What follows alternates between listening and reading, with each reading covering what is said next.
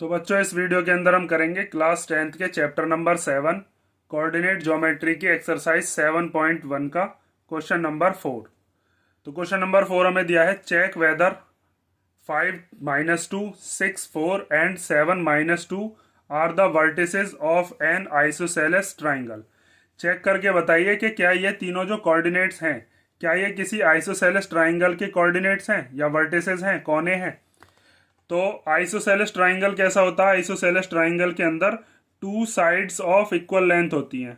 To sides are of equal length.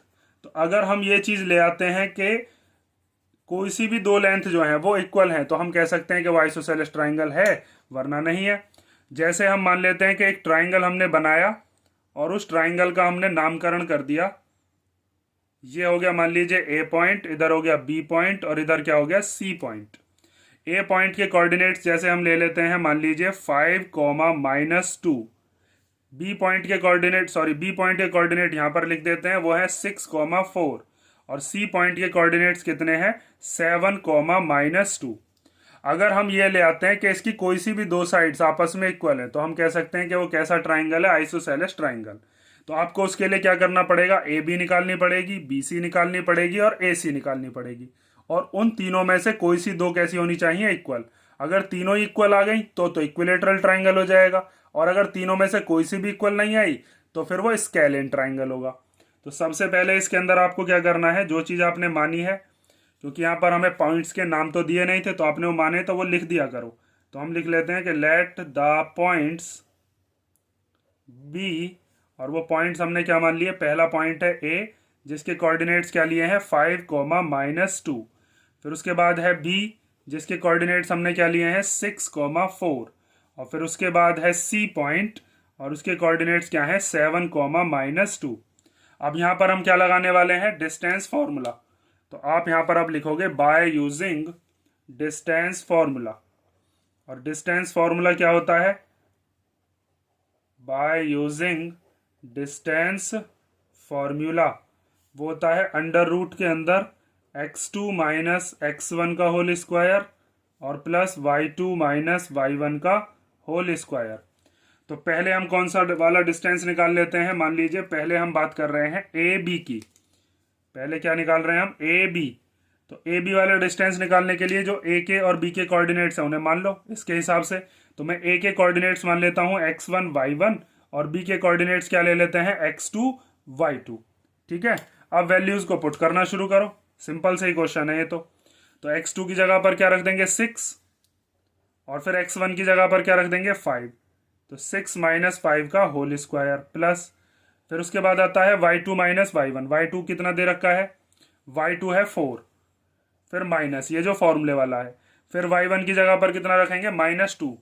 Minus plus में गड़बड़ मत कर देना, ये माइनस फॉर्मूले वाला, ये हमें जो कोऑर्डिनेट दे रखा है वो, और फिर इसका क्या कर देना है? स्क्वायर। तो ए बी इक्वल टू कितना आ जाएगा? अंडर रूट के अंदर 6 में से 5 गया तो 1 का स्क्वायर, यहाँ माइनस माइनस कितना हो जाएगा? +4 + 2 का स्क्वायर। तो ए बी इक्वल टू कितना आ गया? अंडर रूट के अंदर 1 का स्क्वायर तो 1 हो जाएगा, 4 और 2 कितना हो गया? 6। 6 का स्क्वायर कितना होता है? 36। तो इसका मतलब हम कह सकते हैं ए बी इक्वल टू कितना है? Under root 37। अब हमने जैसे ए बी निकाला है ऐसे ही हम क्या निकालते हैं? अब बी सी निकालते हैं। तो बी सी के लिए भी आप x1 y1 x2 y2 मान लो। जैसे बी पॉइंट जो है इसके इनको ले लेते हैं इस बार हम x1 y1, और सी वाले जो हैं उनको हम क्या ले लेते हैं? x2 y2। ठीक है, आपकी मर्जी है, कोई सा भी मान सकते हो, उससे कोई फर्क नहीं पड़ेगा, क्योंकि यहाँ पर बस ज्यादा से ज्यादा क्या है? ब्रैकेट के अंदर नेगेटिव नंबर आएगा, उसका स्क्वायर करेंगे तब भी वो कैसा हो जाएगा? पॉजिटिव ही नंबर आ जाएगा। ठीक है, अब आगे देखो, चलो हम कौन सा निकालने वाले थे? बी सी निकाल रहे थे। तो B C equal to under root के अंदर x2 की जगह पर क्या रख देंगे? 7। फिर माइनस x1 की जगह पर क्या रखेंगे? 6। तो 7 - 6 का स्क्वायर। फिर उसके बाद है y2 - y1। y2 कितना है? y2 है -2। फिर माइनस ये फॉर्मूले वाला। फिर y1 की जगह पर कितना रख देंगे? y1 की जगह पर है 4 और इसका स्क्वायर। तो बी सी इक्वल टू आ गया 7 में से 6 गया तो कितना बचेगा? 1। 1 का स्क्वायर। फिर -2 और -4 कितना हो जाएगा? -6 इसका स्क्वायर। तो बी सी इक्वल टू आ गया 1 का स्क्वायर कितना होता है? 1, और -6 का स्क्वायर करेंगे 6 6 जा 36 और माइनस माइनस प्लस, तो ये आ गया 36। तो बी सी इक्वल टू 36 + 1 कितना हो गया? 37। तो अभी तक तो हमारी ए बी और बी सी तो इक्वल आ गई। अभी हमें ए सी और चेक करनी पड़ेगी, क्या पता ए सी भी इतनी आ जाए, फिर हम इक्विलेटरल ट्राइंगल कहेंगे उसको, आइसोसेलेस तो नहीं कह सकते। तो फिर ए सी और आपको निकालनी ही पड़ेगी। तो अब ए सी के लिए हम x1 y1 और x2 y2 को चेंज कर देते हैं। इस बार जो हमारा x1 y1 है वो ले लेते हैं हम a वाला पॉइंट, और c वाला जो पॉइंट है, a और c को निकाल रहे हैं ना, तो a वाले के हो गए x1 y1 और c वाले के हो गए x2 y2।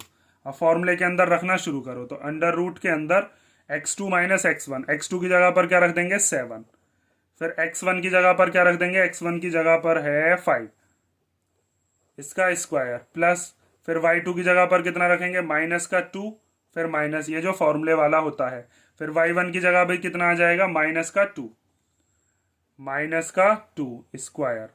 अब आगे देखिए, तो ए सी इक्वल टू कितना आ जाएगा, अंडर रूट के अंदर 7 में से 5 गया तो 2, इसका स्क्वायर, फिर यहाँ पर -2 और यहाँ माइनस माइनस, इन दोनों के बीच में कोई डिजिट तो है नहीं, तो इन दोनों साइन का एक साइन बन जाएगा, तो ये हो जाएगा -2 + 2 का होल स्क्वायर। तो ए सी इक्वल टू कितना आ गया, 2 का स्क्वायर करेंगे तो 4, और -2 + 2 कितना हो जाएगा, माइनस प्लस माइनस होता है, तो कितना हो जाएगा 0, और 0 का स्क्वायर 0 ही होता है। तो ए सी इक्वल टू कितना आ गया, अंडर रूट 4 और 0 होते हैं 4। 4 के हम पेयर बना सकते हैं, पेयर बनाओगे तो क्या लिख सकते हो 2 × 2, जिसके पेयर बन जाते हैं वो बाहर आ जाता है रूट के, तो हम कह सकते हैं ए सी इक्वल टू कितना आ गया यहाँ पर अंडर रूट 2।